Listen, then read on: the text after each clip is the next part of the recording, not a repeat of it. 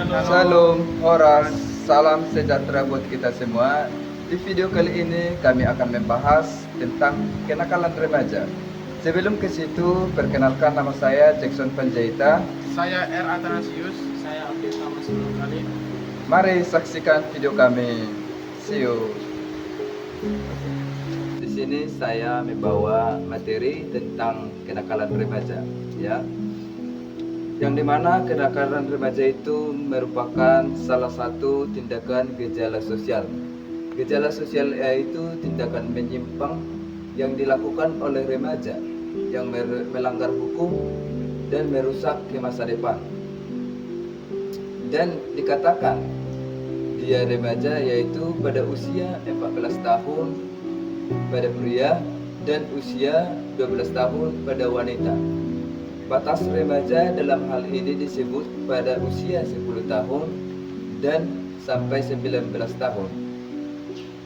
Dan menurut ahli saya ambil yaitu menurut si Kartini Kartono yang menyatakan kenakalan remaja adalah gejala patologis yaitu atau wabah penyakit secara sosial pada remaja yang disebabkan oleh suatu bentuk pengabaian sosial sehingga mereka itu mengembangkan bentuk tingkah laku yang menyimpang.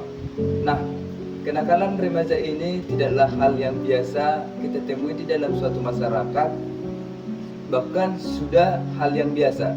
Sebagai contoh kenakalan remaja yang saya temui di lingkungan saya ini yaitu tentang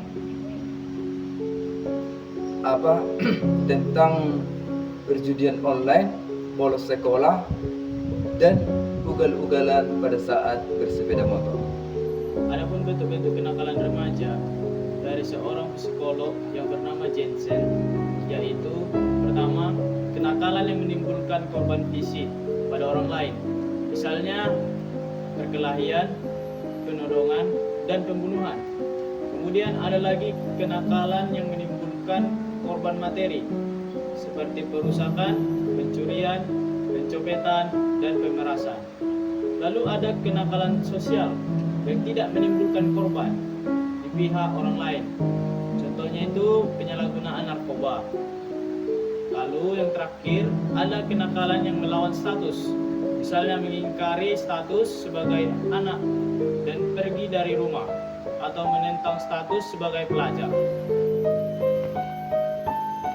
Selain pendapat dari psikolog Jensen, terdapat pula pendapat yang dikemukakan oleh Hurlock. Dia menyatakan 4 kenakalan remaja. Pertama, perilaku yang menyakiti diri sendiri dan orang lain, misalnya perkelahian dan tawuran antar pelajar. Kedua, perilaku yang membahayakan milik orang lain, seperti pencurian dan pencopetan.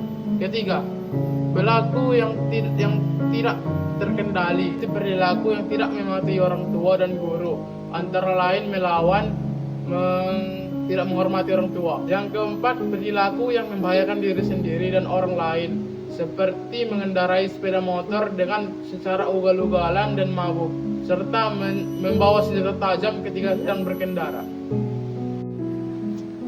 Kenakalan remaja ini disebabkan oleh 3 faktor. Yang pertama yaitu kualitas rumah tangga atau kehidupan keluarga yang rendah.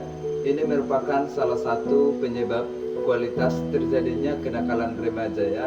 Itu terbagi menjadi 6 bagian. Yang pertama, rumah tangga yang berantakan akibat kematian ayah, ibu, rumah tangga atau kehidupan keluarga yang rendah. Kehidupan rendah, terpisahnya atau konflik berkepanjangan dalam keluarga. Yang kedua, remaja kurang mendapatkan perhatian, kasih sayang, dan tuntunan pendidikan dari orang tua. Yang ketiga, kebutuhan fisik maupun psikis remaja sering tidak terpenuhi.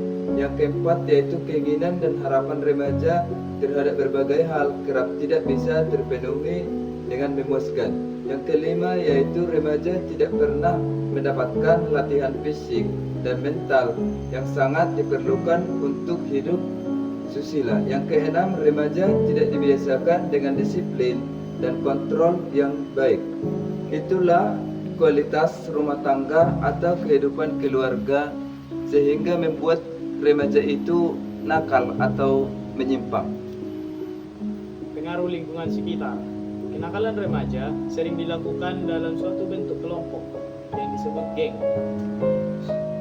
Geng yakni sekumpulan orang yang mempunyai ciri baru yang sangat berbeda dari ciri individu yang membentuknya.